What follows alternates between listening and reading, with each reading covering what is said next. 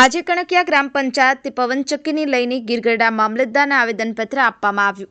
મુખ્યમંત્રી શ્રી ભૂપેન્દ્રભાઈ પટેલની કરાઈ રજૂઆત।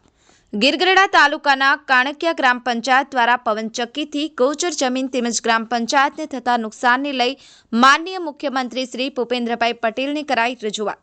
ગીરગઢડા તાલુકાના ગામડાઓમાં પવનચક્કીને લઈ ગ્રામ પંચાયતો આવી મેદાનમાં।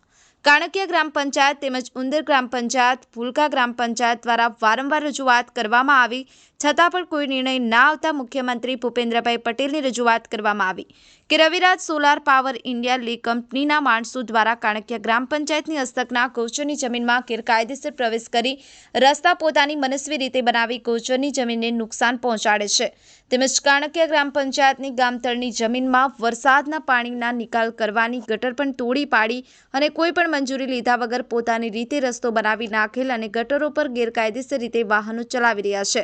આમાં આ કંપનીના માણસો દાદાગીરી કરી અને ગ્રામ પંચાયતની કોઈ પણ જાતની મંજૂરી લીધા વગર નાણાં પંચના સરકાર દ્વારા ફાળવવામાં આવે છે તેની ગટરોને તોડી પાડવામાં આવે છે છતાં પણ વારંવાર રજૂઆત કરવા આવી છતાં કોઈ કાર્યવાહી ન થતા ગ્રામ પંચાયતોના સરપંચો દ્વારા આજે મુખ્યમંત્રી ભૂપેન્દ્રભાઈ પટેલની રજૂઆત કરવામાં આવી।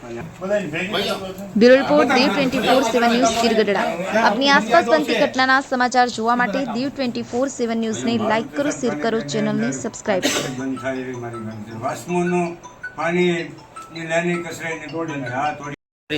આપણા પરિચય મારું ગામ કાણકિયા, ગીરગઢડા તાલુકો, કાણકિયા ગામ સરપંચના પ્રતિનિધિ।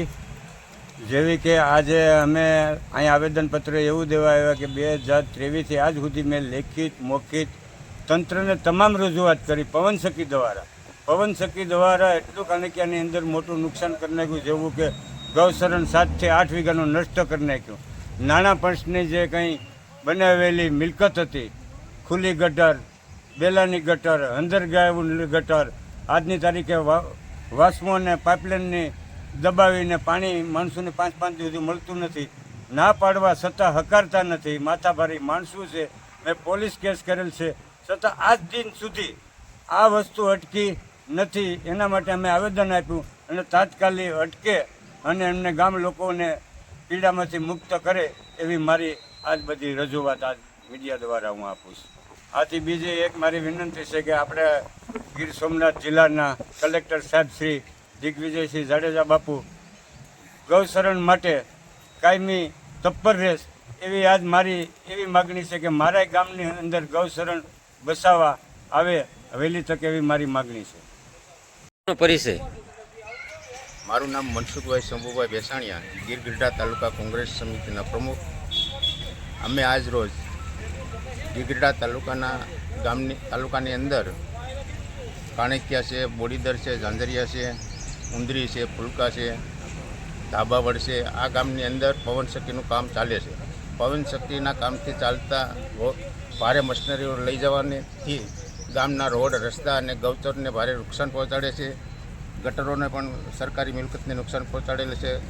સંગ્રહિત તળાવોને પણ નુકસાન પહોંચાડેલ છે અને પુષ્કળ પ્રમાણમાં ખનિજ ચોરી કરેલ છે। આ અંગે ગીરગઢડા તાલુકા ડીડીઓ સાહેબને, મામલતદાર સાહેબને, કલેક્ટર સાહેબને અને ભૂસ્તરશાસ્ત્રી ઇણાજને રજૂઆત કરેલ હોવા છતાં આજ દિન સુધી કોઈ પરિણામ મળેલ નથી। આ અંગે મેં આજે